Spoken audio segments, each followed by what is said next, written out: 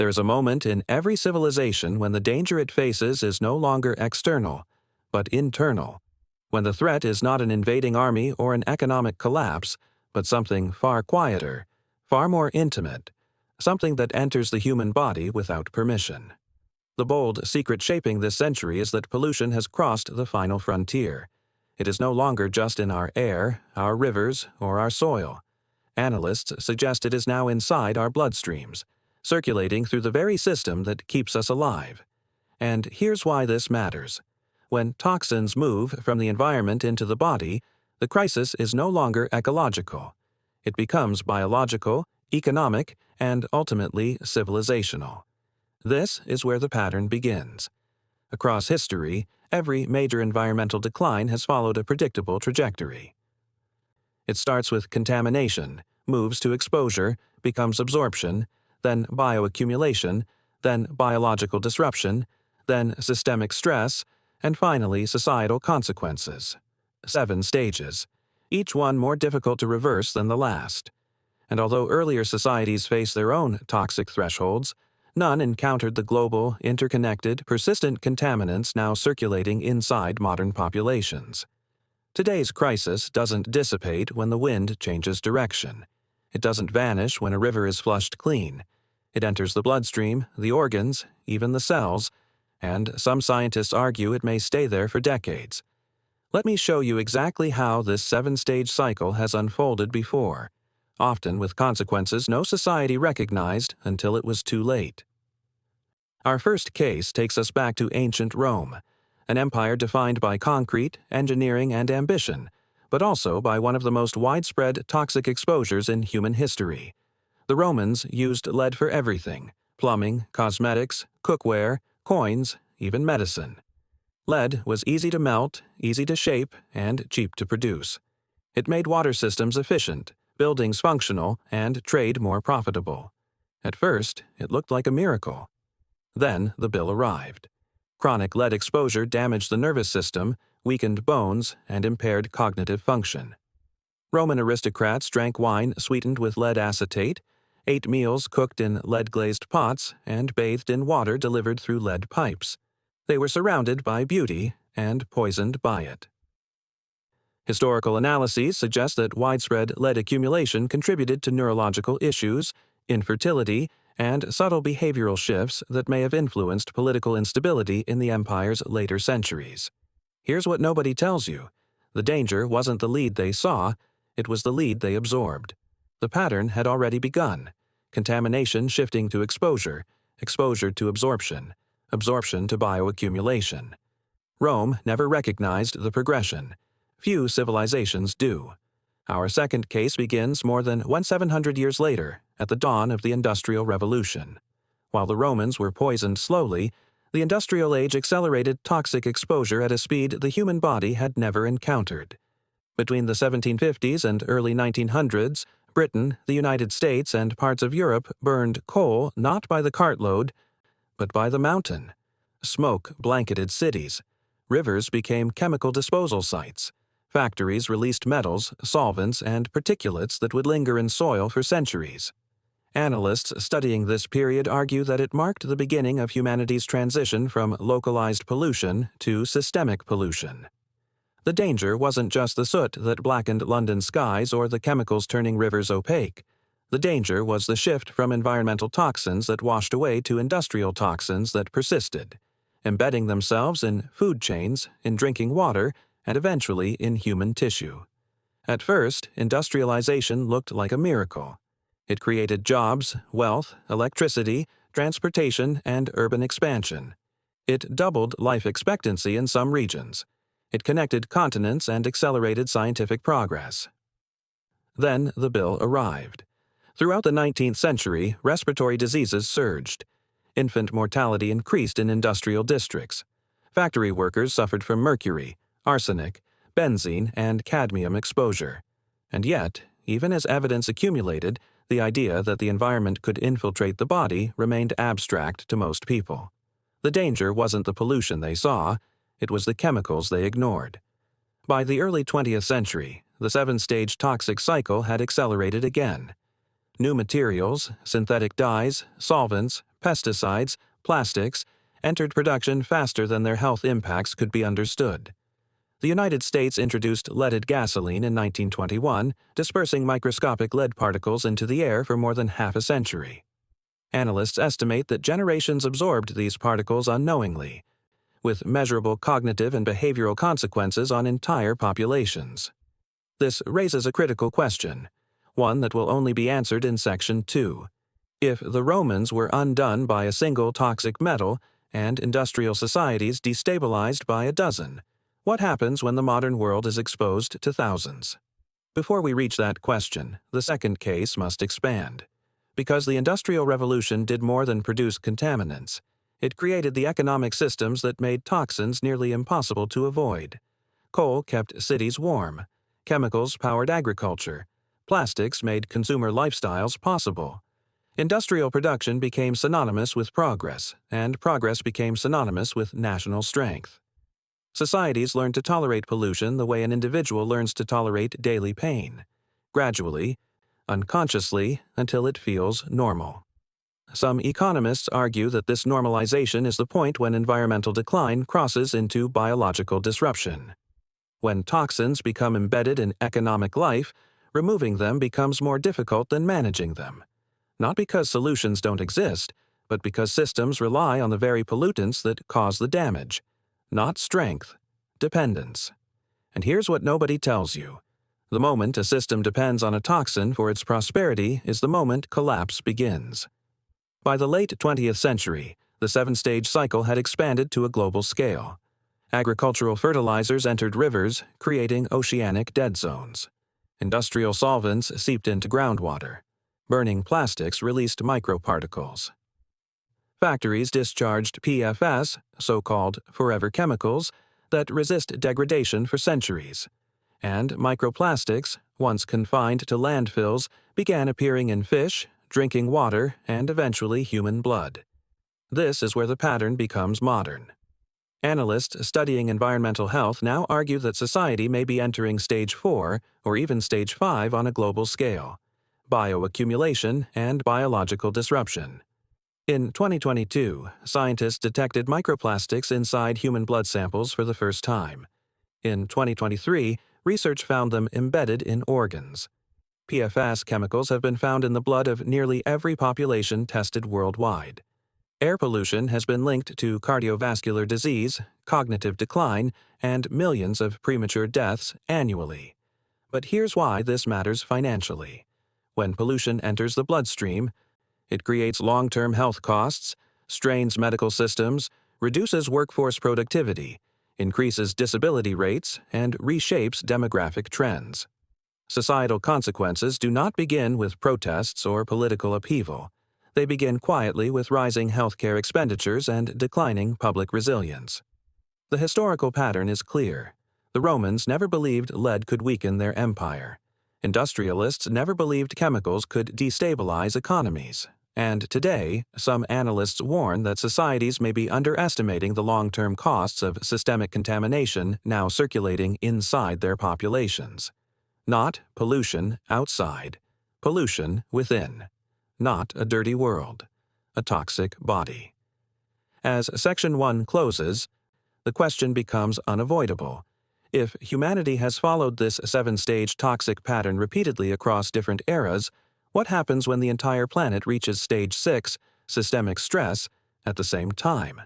What happens when every nation's soil, water, air, and bloodstream are linked in a single global contamination cycle? And, more importantly, who pays the price when toxins no longer stay outside the body? The answer begins where the pattern turns irreversible. To understand where the 7-stage toxic cycle leads, we need to complete the story that began in the Industrial Revolution, a story that shows what happens when pollution stops being an environmental issue and becomes a biological one. As factories expanded in the late 19th and early 20th centuries, governments raced to industrialize faster than their competitors. Nations measured strength by how much steel they produced, how much coal they burned, how rapidly their cities grew. Innovation was the currency of power. But here's what nobody tells you. With each leap forward, toxins became less visible, more persistent, and more capable of infiltrating the human body. The second historical case reaches its climax in the mid-20th century, when industrial chemicals spread far beyond factory walls. Companies developed synthetic materials that resisted heat, corrosion, and degradation. They made products safer, cheaper, and more durable. Plastics transformed medicine. Pesticides transformed agriculture. Flame retardants transformed manufacturing. At first, it looked like a miracle. Then the bill arrived. Chemicals like DDT accumulated in food chains. Plastics resisted decomposition and broke into microscopic fragments. Factories released mercury, PCBs, and solvents into waterways. Airborne toxins drifted across borders, oceans, and continents. By the 1960s, researchers discovered that toxic compounds were turning up in places far from industrial centers, inside polar bears, fish, birds, and eventually human tissue. Analysts studying this period argue that industrialization had crossed a threshold. Contamination was no longer local. It had become planetary. This leads directly to our third historical case, Minamata, Japan. In the 1930s, a chemical company began dumping industrial wastewater containing methylmercury into Minamata Bay. Fishermen caught seafood contaminated with heavy metals, unaware of the danger. By the 1950s, residents began exhibiting neurological symptoms: tremors, vision loss, paralysis, speech impairment. Cats behaving strangely were dismissed as curiosities, until humans experienced the same symptoms. The tragedy became known as Minamata disease. Here's the mechanism made visible: contamination, exposure, absorption, bioaccumulation, biological disruption, systemic stress, societal consequences. Minamata showed how a single toxin, once absorbed into a food chain, becomes nearly impossible to remove. It also revealed something more disturbing. Biological systems often fail before societies recognize the cause. By the time the crisis was acknowledged, mercury had already accumulated in the bodies of thousands. This is where the parallels to the modern world sharpen.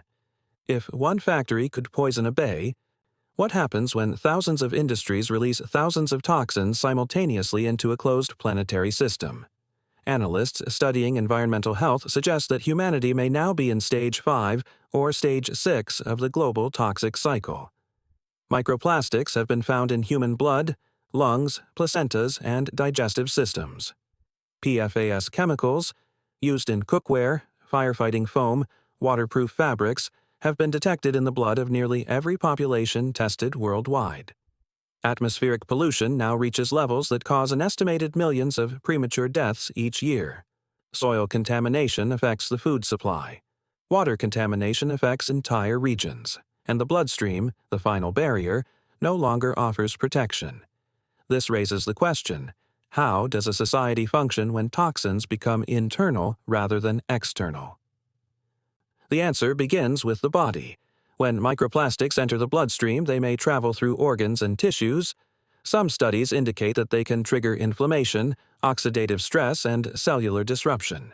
When PFAS accumulate, they may influence hormone regulation, immune function, and long-term health patterns. When particulate pollution reaches the brain, it may affect cognitive performance, memory, and neurological resilience. Not immediately, not dramatically. Quietly. Here's why this matters. Societies don't collapse because toxins appear. They collapse when the accumulated biological costs undermine productivity, economic stability, and public health systems.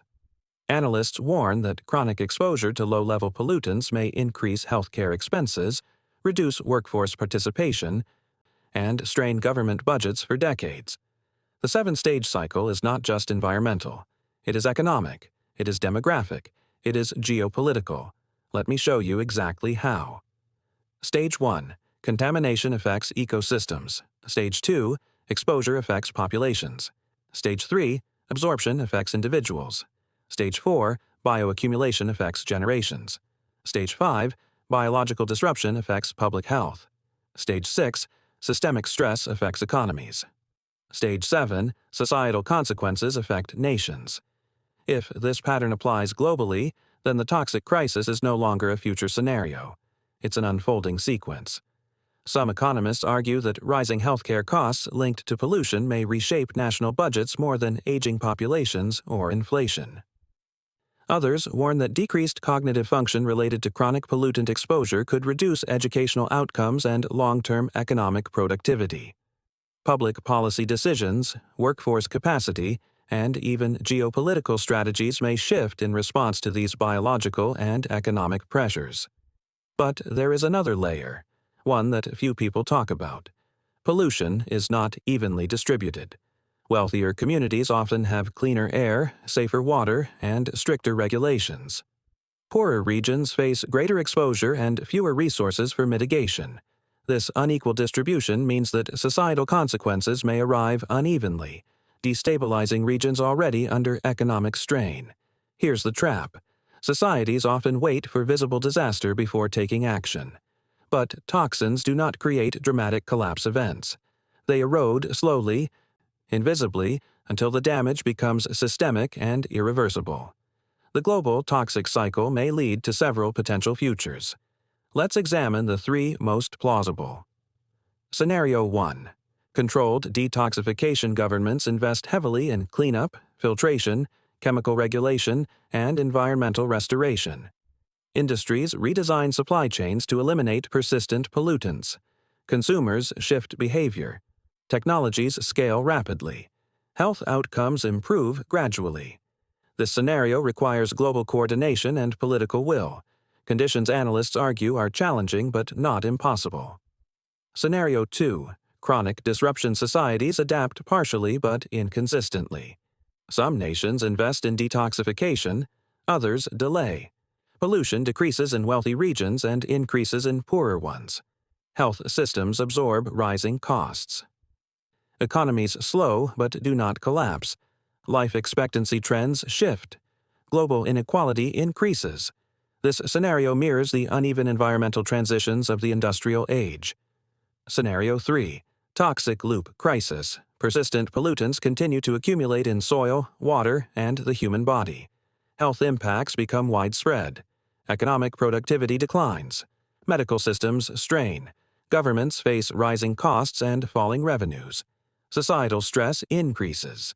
This scenario emerges when the toxic cycle reaches its final stages without intervention, when contaminants accumulate faster than systems can respond. Here's what nobody tells you. The pollutants already inside the human bloodstream cannot be easily removed. They represent the past century's industrial record written inside the body. But the future is not predetermined. The 7-stage cycle describes a pattern, not a destiny. The final question becomes, how does society break the cycle? Analysts suggest that the world may need to rethink economic assumptions that treat the environment as an external factor. Because the crisis is no longer outside, it is inside. The health of nations may soon correlate directly with the purity of their soil, water, and air. The global economy may reorganize itself around detoxification technologies, clean production standards, and biological resilience. Nations that adapt early may gain strategic advantage. Those that delay may face rising costs that undermine long-term stability. The lesson from Rome, from the Industrial Revolution, from Minamata, and from the modern era is the same. Toxins accumulate quietly until the consequences are loud. Environmental decline is not a single event.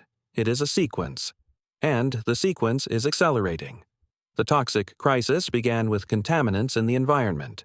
It ends with contaminants in the blood. The question that will define the century is simple. Can humanity reverse a cycle that has already entered the body?